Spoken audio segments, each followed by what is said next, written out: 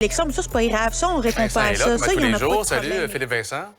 Bonjour à tous. Salut. Tu sais, un peu comme le chemin Roxham, on dit que l'ingérence étrangère dans nos affaires ici, ça fait jaser beaucoup. On demande une enquête. On va en savoir davantage sur l'influence de la Chine sur le Canada. Oui, donc hier, les députés du comité de la procédure de la Chambre ont voté en majorité pour que le gouvernement fasse cette enquête-là. Les libéraux s'y sont opposés. On va voir ce que Justin Trudeau va faire. Sincèrement, je doute qu'il y ait une enquête publique. Tout le monde l'a répété chez les libéraux qu'ils n'en veulent pas.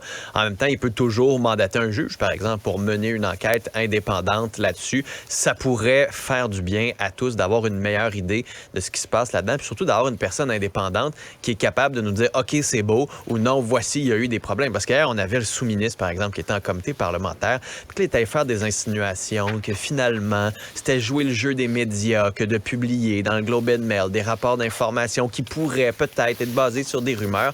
Sincèrement, là, ces allégations-là hier d'un sous-ministre, techniquement, c'est un fonctionnaire, c'est pas un politicien qui a fait un travail politique hier et non pas un travail de fonctionnaire. Ça n'a aucun bon sens. Quand tu regardes la situation en ce moment, qu'est-ce qui joue le jeu le plus de la Chine? Le fait de publier l'information sur l'ingérence chinoise ou le fait de dire circuler, il n'y a rien à voir, passer à autre chose comme le fait le gouvernement? Je pense que c'est ça, là. Ouais.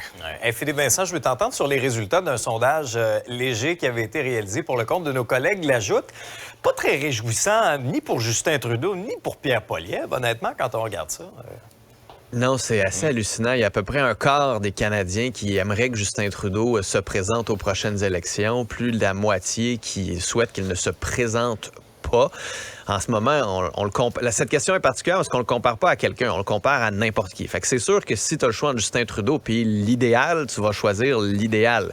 Ceci dit, pour Justin Trudeau, ce qui est positif, c'est quand on pose à peu près la même question sur Pierre Poilievre, le chef conservateur, et là, on a à peu près le même genre de proportion, un peu moins du quart de la population qui pense qu'il pourrait être premier ministre, à peu près la moitié qui ne croit pas. Au Québec, les chiffres sont encore plus dramatiques pour lui. Donc, sincèrement, cette semaine, on se disait les chiffres de la souveraineté augmentent. Bien, les chiffres aujourd'hui du sondage léger nous montrent peut-être pourquoi. Il n'y a pas de choix intéressant à Ottawa, que les gens se retournent vers le Québec et se disent peut-être qu'on serait mieux entre nous, là. Très bien. Merci, Philippe Vincent. Bonne émission. Cube Radio.